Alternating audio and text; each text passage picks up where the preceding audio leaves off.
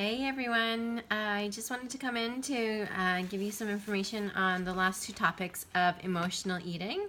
I know it's Sunday and you guys are all relaxing, but I didn't want to end it without going through all of everything. So, all right, so and hopefully, just a reminder that tonight I will be announcing the winner of week 1.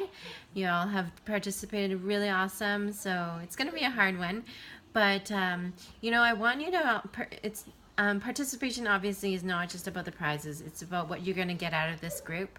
The more you participate, the more you think about, being more mindful, is what you're going to get out of this entire thing. So, and to keep you going on with this lifestyle. And that's really the most important thing about this, right?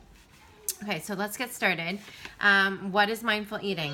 So simply put, mindful eating is learning to pay attention. Instead of eating mindlessly, putting food into your mouth almost unconsciously, not really tasting food, not really tasting the food you're eating, you notice your thoughts, feelings, and sensations, okay? You learn to pay attention to why you feel like eating and what emotions or needs might be triggering the eating. What you're eating and whether it's healthy or not, the look, the smell, taste, feel of the food you're eating. How it makes you feel as you taste it, as you digest it, and throughout the day. How full you are before, during, and after eating. Your emotions during and after eating as well. Where the food came from, who might have grown it, whether it was grown organically, how much it was processed, how much it was fried, and all of that. All of that is being mindful about what you are eating. So simply put, just thinking about what you're putting in your mouth, how it tastes, how it feels, the sensations you get, where it's going, where it comes from, and how it's processed, and how it's made, right? So this is a skill, a form of meditation really, that you don't just acquire overnight. It will take time. I mean, it's still I still have to be very, very conscious about the food I eat, right? Even though I've been doing this for so long, there's going to be times that you slip up. There's going to be those times, but it's about, being more mindful, right? It takes practice, and but with practice and attention, you can become very good at this. My challenge for you all is to write out your next meal. So your next meal is probably going to be your next snack or your next dinner.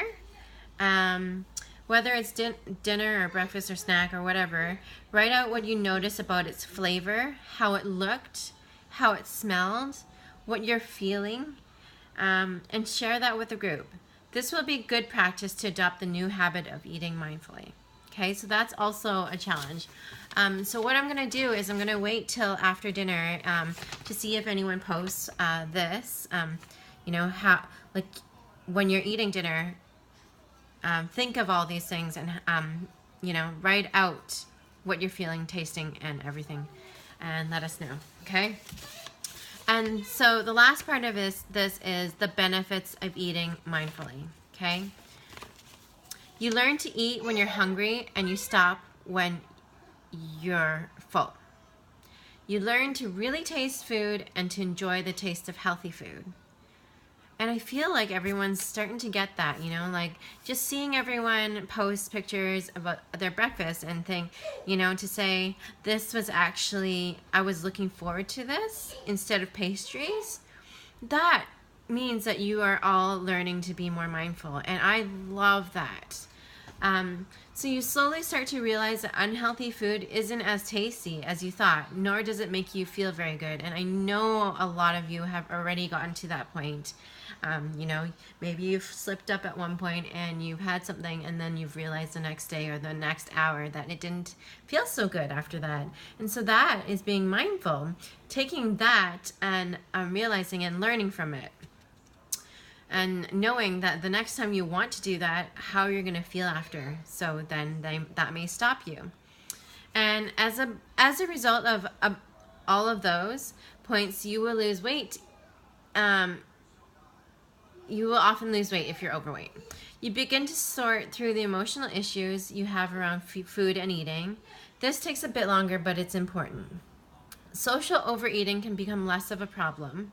You can eat mindfully while socializing with practice and not overeating. So basically, like we talked about before, making social events about being social rather than being about the food.